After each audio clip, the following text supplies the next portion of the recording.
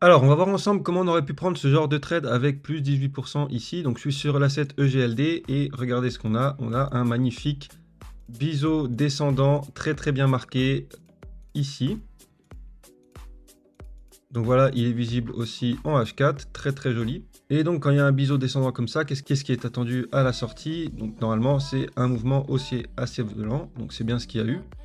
Mais, ce genre de pattern chartiste, on sait, ça fonctionne pas toujours très bien.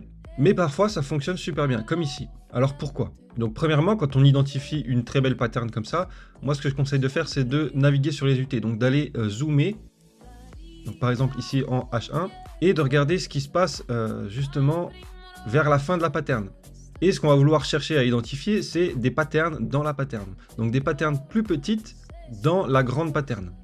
Et comme vous pouvez le voir ici, on a une épaule, tête, épaule inversée, qui est une figure de retournement de tendance. Et ce qui est ouf, c'est que la ligne de coup converge pile poil avec la TD du biseau. Et ici, au moment du break, il y a double signal en fait. Et ça, c'est intéressant puisque ça renforce l'idée de départ et le scénario de départ.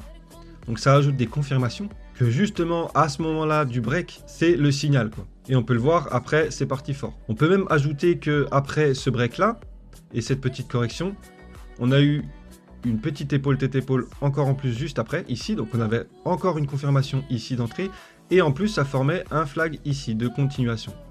Donc je ne sais pas si vous voyez avec tous les dessins, mais en gros, il y a beaucoup de confirmations pour le scénario.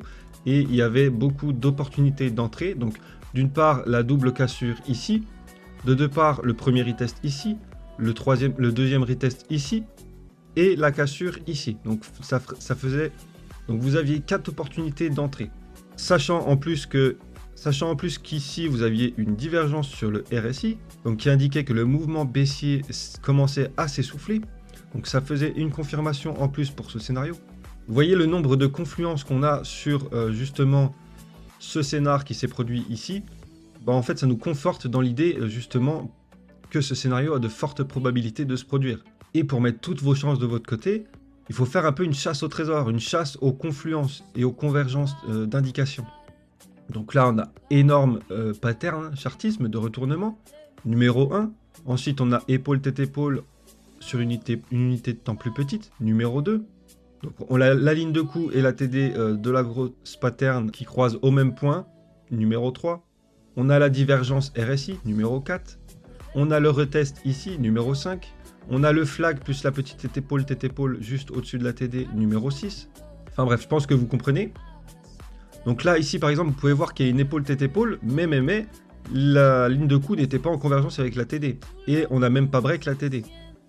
Donc là, il n'y a eu aucun signal. Il y avait une petite alerte là de vigilance, puisqu'il y avait quand même une figure ici, mais ça n'a pas abouti, puisque ça s'est retourné juste après.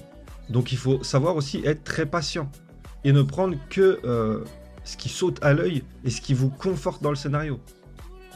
Ici, tout était parfait. Et ensuite, ce que je conseille, c'est de prendre des TP sur la montée. Donc par exemple, vous aurez pu prendre un premier TP ici, puisqu'il y a eu un rejet dans le tunnel Vegas. Donc si le mouvement décidait de vraiment se retourner, vous auriez eu un profit ici quand même. Et ensuite, vous aurez pu prendre un deuxième profit ici, puisqu'on avait une zone dure ici, donc voilà, plus par ici. Et ensuite, laisser tourner un petit reste de position de 10%, par exemple.